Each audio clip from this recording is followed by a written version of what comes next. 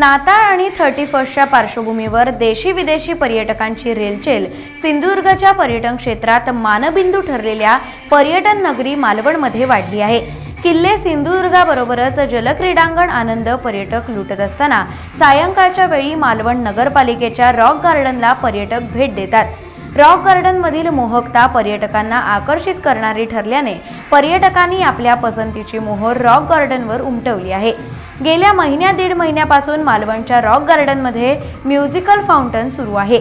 संगीताच्या तालावर उडणारे आणि रंगीबेरंगी लाईट्सच्या साथीने उजळणारे कारंजा पर्यटकांना मोहित करत असून हौशी पर्यटकांना या म्युझिकल फाउंटन मधील उडणाऱ्या कारंजाबरोबर सेल्फी घेण्याचा मोह आवरता घेता येत नाहीये।